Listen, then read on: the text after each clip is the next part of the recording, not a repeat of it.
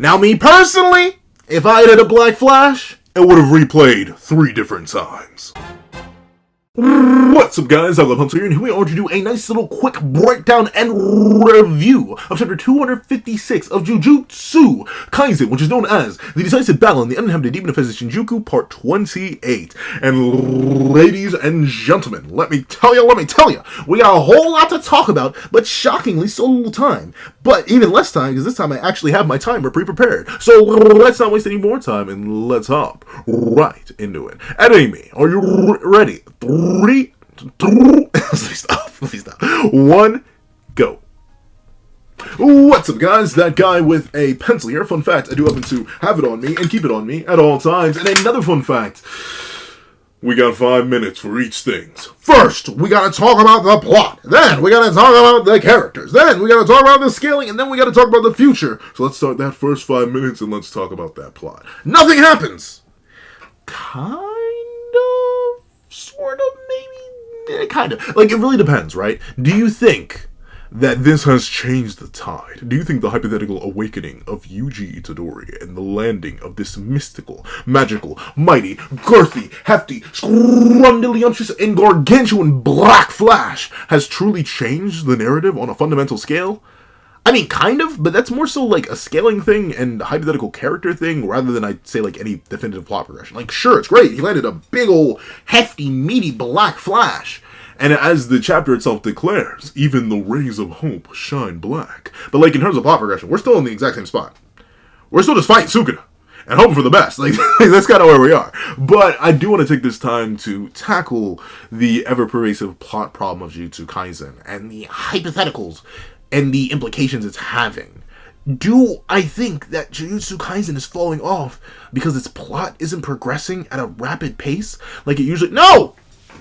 I don't know. Like, especially recently, though, admittedly, the last 2 chapters have seemed to flip the general consensus for the most part, but I'm still seeing it, so I do want to talk about it. A lot of people have said since the plot hasn't moved for, like, the past 35 chapters in terms of, like, actual decent plot progression, outside of, like, big events that have happened as minor accents, we're still just fighting Sukuna, that JJK has fallen off. But, like, I don't think so. I really don't. Like, the fact that these moments can still get us as hyped as they do. Sukuna hitting Black Flash after Black Flash after Black Flash. And Yuji Todori having his square-offs, his 1v1s, everything here. I think, once again, the micro-progressions of the plot do matter. And I think these why was I trying to say that? These micro-progressions are still important for having the narrative progress. I agree, in terms of the macro scale, nothing has happened. We're still fighting Sugana. He's just gotten a little bit jacked, a little bit more juicy, a little bit beefy, a little bit more scrumdiddlyumptious, but we're slicing off hunks of his meat anyway. So we don't really need to worry about the big stuff. We gotta worry about the motion in the ocean. And this is quite the motion in the ocean. Yuji Todori landing a Black Flash means a couple things for the plot. The biggest thing is it should be a massive, and I mean a massive, nerf for Sugana. Remember, every single basic hit has kind of been turning off his Black Flashes, like consistently lowering his output down, like a lot, to the point where he can really barely do anything. His RCT output still isn't back. After landing 2 Black Flashes back to back, he's literally made no progress on his arms or his heart returning. And I've seen people say, well, he turned off his RCT, so of course there'd be no progress made. He literally heals in the fight with Kusakabe after Maki noted he turned off his RCT.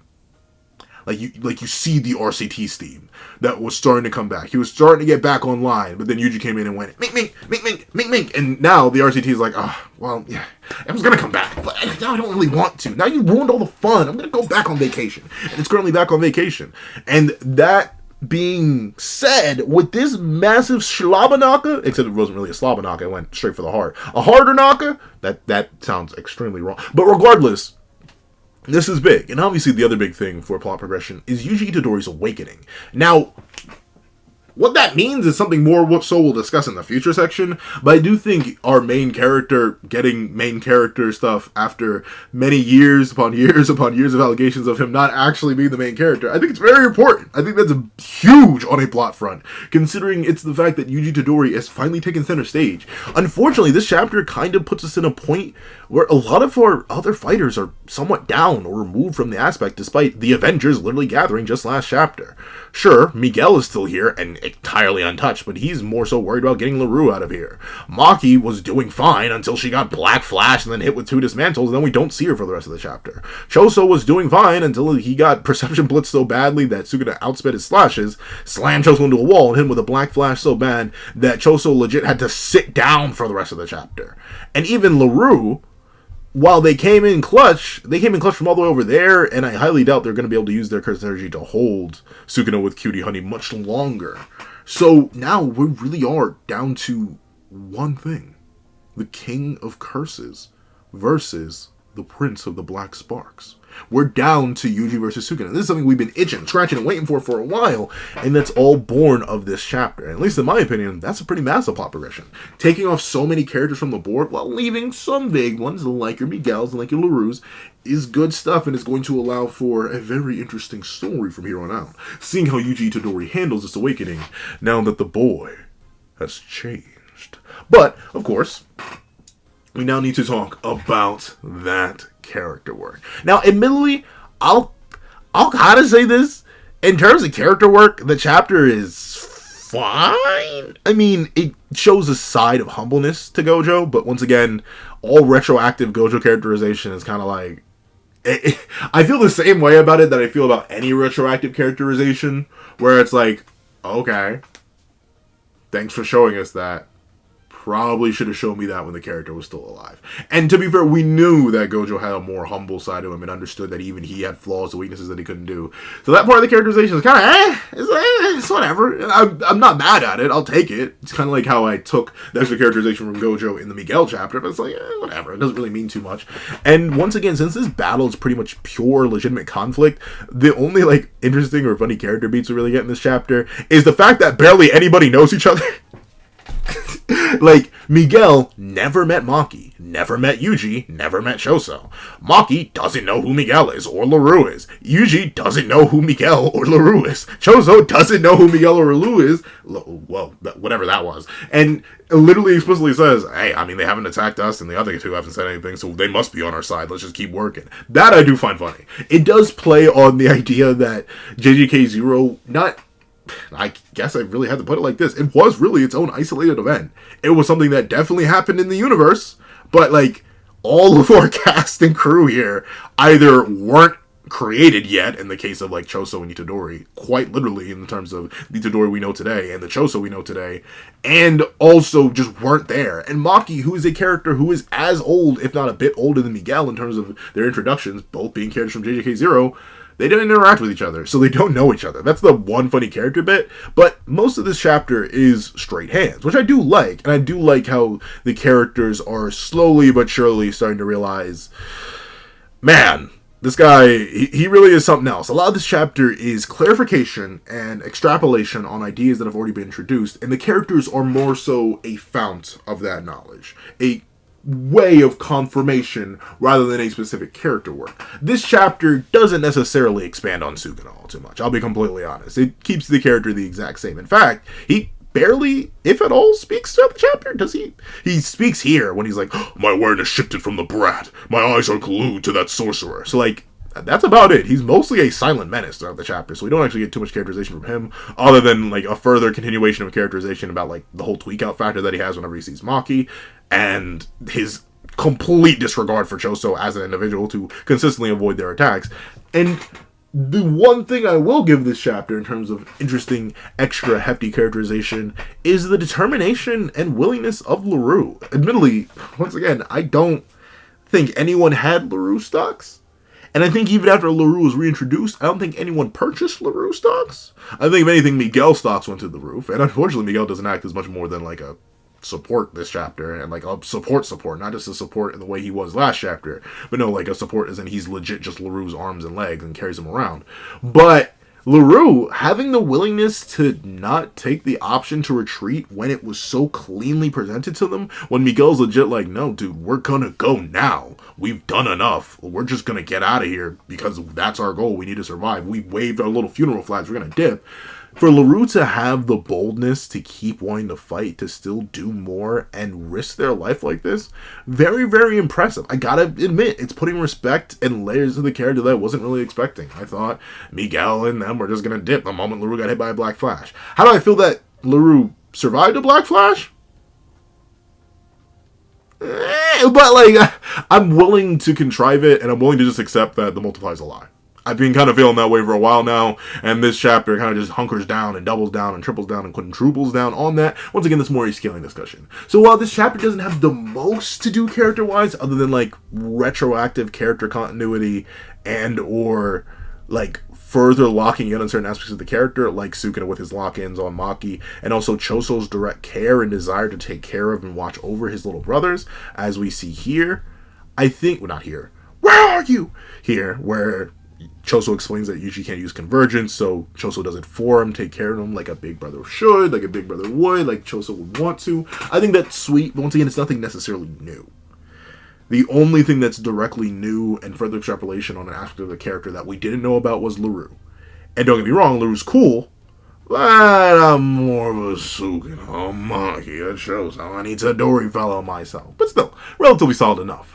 But, of course, the 5 minutes is up, so now we have to talk about the scaling. Now, the scaling of this chapter does wonders. It's beautiful, it's grundoliumptious. Like I said, this is a chapter of hands, confirmation, and weird, funny character interactions. First things first, we get a complete redefinition of Black Flash. If you remember, Todo himself is the one who introduced the idea that Black Flash takes place within the 0.0000001% or interval of time between a physical hit and a cursed energy application of the hit.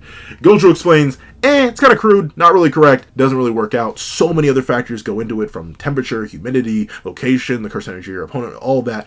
Everything else goes into Black Flash, which hard locks Black Flash to truly a critical hit mechanic. Unlike before, where you could argue Black Flash could be built around, you can kind of build a Black Flash kit in a sense, and have it so that you're going to get 100% crit on every single attack you do. Gojo himself admits, in spite of the 6 eyes, in spite of all that he has access to, in spite of his amazing subatomic or atomic cursed energy control, he still can do it perfectly. And that's fine by me. I think that's a nice, solid enough nerf for Black Flash because it makes it more system mechanic-esque. Does it address the weird multiplier issue? No, we'll talk about that in a second. But the other thing that this does is it confirms that Yuji actually surpassed Gojo, like in overall Black Flashes, which is nice. Meaning we can kind of confirm the level of Black Flash that Gojo's hit sometime. Like, I forget how many ones Yuji's hit, but it's going to be a little bit under that, based on the statement towards the end. Another scaling thing that's very, very interesting and very, very important. We're just hard confirming it now. I've mentioned it before, and other people have mentioned it before me, and other people will mention it after. But Choso finally acknowledges in narrative the fact that Maki and Sugana do not need footholds. They can move off air. Now, for Maki, this has been established for a while now. Sakurajima Colony was the whole point of getting Maki to this point. But Realman Sugana has been in hot debate on whether or not he can hop off air, even though we see him do it. But now it's finally been acknowledged by another character in the narrative. That's great. Once again, it goes to show that Sugana just has all the properties of a heavily restriction user in spite of having a vulnerability to domains. That's the only thing that they have that he doesn't due to their zero cursed energy, but Sugana is basically just a heavily restricted user. We've seen him use precog, we've seen him air hop, so that's a nice confirmation. Another nice confirmation that has to do with speed and power and efficacy does come from the fact that Sugana is just faster than his slashes. As Choso notes here, he moved faster than the slashes and got behind me. So yeah, Sugana is verbatim faster than any of his attacks. And while this could mean that these dismantles are slowed, if you think dismantle speeds aren't uniform, if you think they are uniform, this is like the weakest Sugana we've seen. I know he's had a couple Black Flashes, but still, he's very, very weak right now.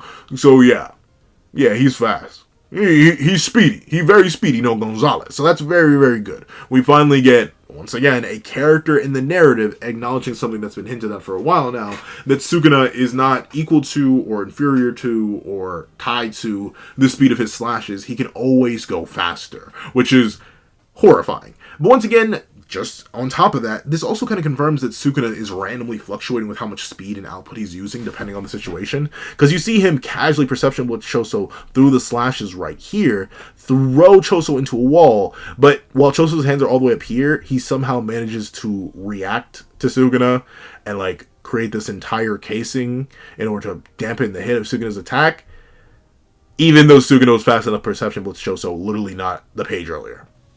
So like, if this doesn't tell you that Sugana's output and how seriously he's taking the battle is consistently fluctuating, we literally see a contradictory speed feat right here. the man is completely wild and basically impossible to scale in terms of how serious he's going. And that is a bit unfortunate, because of course we love a bit more concrete, a bit more solid, a bit more realistic and trackable stuff, but it's basically impossible with Sukuna. Another thing though, yeah, my goat is still my goat, because of course she is. She eats another Black Flash and then 2 dismantles. Of course, she doesn't show up for the rest of the chapter, but still, the fact that she was able to eat, seemingly enough, an off-guard Black Flash, because it doesn't seem like she guards it here, beautiful. Beautiful, beautiful. However, once again, this does fall into Nebula scaling void territory, where, like, I mean, cool, she ate it, but what if that attack was at, like, 1/10 of his output, and then you just multiply that up by 2.5 times? Not as impressive. So it's still unfortunate, but of course, the final scaling thing is that Yuji Todori has landed a Black Flash of his own. And Sugan is still intact, which is a bit unfortunate. Well, I guess the other scaling thing here is that Laro, even while heavily damaged, is able to use Cutie Honey to hold Sukuna, which means that they should basically be able to hold anyone with their technique. But also, Yuji's Black Flash doing damage, but not erasing Sukuna, once again throws the efficacy of Black Flash into question. But I've run out of time, so we must talk about the future. And the future is going to be interesting here. Once again, like I mentioned earlier in the plot section, almost everyone has kind of been removed from the battlefield. The only character who's still on the battlefield and still in perfect tip-top shape to fight is, unironically, Miguel, who, while powerful, clearly does not believe they're on the level of even this Sukuna. And while that Black Flash was heavy, hefty, jacked, and juicy from Yuji Todori, Miguel may still not interfere and is likely still very worried about Laro and is going to take them out. So I think for the future, we're generally going to get the 1v1 between Yuji Itadori and Ryomen Sukuna. Both have entered the state, the flow, the next level zone of power. And with Itadori Yuji's awakening, it begs a question of just what has he awakened. Notably, if you'll take a look in a book, reading Rainbow, you can see that Sukuna has the double pupils. He has, not double pupils, the double irises, the rings around his eyes. Yuji Itadori does not have them as solidly until he awakens here. Look at his eyes, consumed by the ever-swirling pools of the black. So, there are questions of what he has awakened. I think Sukuna versus Itadori is inevitable after the week break, but what could he awaken? Will he just continue to evolve blood manipulation? As Choso mentions, he's not able to do convergence on his own because he doesn't understand it yet, but will he unlock that now that he hit that Black Flash? Because once again, it says all his potential came forth. And to that I say, I don't know. It would be a pretty boring establishment or expandment, but it wouldn't exactly not make sense. So I'd be fine with him unlocking further blood manipulation. The next thing that he may unlock is something that has been hinted at, teased, whispered, tasted at for a while now. A long while now. It's that shrine. That ever beautiful, ever amazing shrine. If you remember, it was stated by Gojo way back when that eventually Yuji Todori, he would just inherit the abilities of Suguna by sharing a soul and body with him for so long. Now, of course, Suguna left his body, but who knows, there could be remnants. In fact, we know there are, considering Yuji Todori's biology matches that of a cursed finger.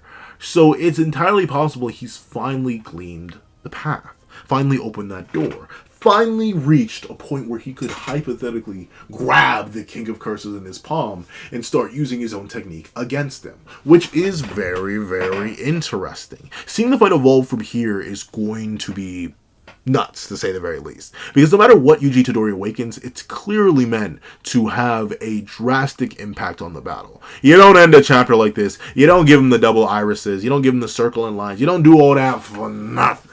Something big, bad, devious, and dastardly is going to come out of this. But the question is what? And the next question is, how effective will it be? At this point, I still think it's a little outlandish. No matter how big the awakening is, I think it is a little outlandish for him to just suddenly start curb stomping and mollywopping Sukuna. So the question is, how effective will this be? I don't know. I'm leaning towards the idea that I want it to be effective enough to even out the playing field, essentially. Make Yuji strong enough and fast enough and give him a proper technique, or allow him to control his blood manipulation technique well enough that he and Sukuna can actually have a full-to-bear, genuine pitched battle.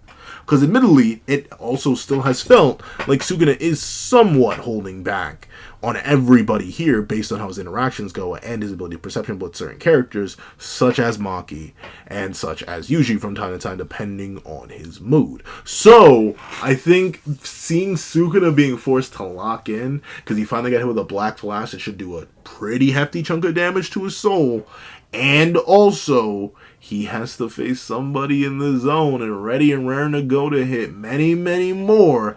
I can definitely see us entering a sort of transcendence, a higher level to the battle that is heretofore unseen. A level of strength, ability, speed, technique, all that we've yet to see before.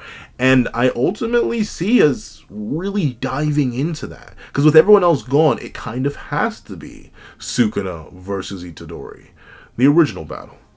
The battle that won us all. The battle that would give birth to many, many things. And the battle that we have yet to get a rematch for. I think this will be the proper time where we actually get to tackle Yuji versus Sukuna. Not as a jump scenario, not as a duo scenario, not as a trio scenario, but no, a good old-fashioned one-on-one. Will he challenge him to a duel in particular? I don't think so. I think he learned his lesson from that, if he ever remembered it. But still, there's a very interesting list of possibilities of what could transpire in the future. However, I am, in fact, out of time. If you made it all the way to the end of this video, please leave Shadow Spark. Leave Shadow Spark in the comment section down below. I'd like to thank you so much for watching. Please remember to leave a like, share, comment, and subscribe. And make sure to hit that little notification bell so you know myself on every video second of the channel. Also, I do happen to have a page down below where you can support me for as low as $1 a month. Get things like exclusive videos, early content, and more. You also become a member of the channel for as low as $3 a month to get the same perks and more. Some of those perks will include the 28-minute live reaction to this very chapter, ad-free variations of all my videos, and if you become a $25 patron or a $25 member, you can order whatever video you want. Now, I'd like to thank you so much for watching once again, and I hope you guys have a wonderful day. This is Dag with a Pencil, writing off.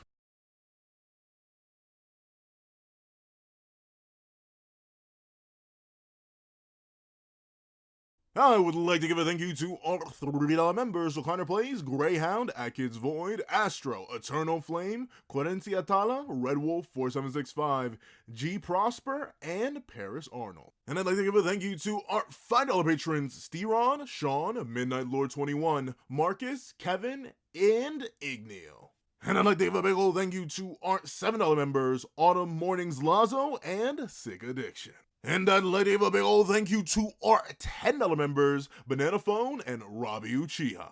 And I'd like to give a gargantuan thank you to our $10 patrons: Panda Goat, Joaquin, and Idemokami. And I'd like to give a gargantuan scrumdiddlyumptious thank you to our $25 patron, ChinaDoll09. And I'd like to give another gargantuan gargantuan, I have no idea what that word.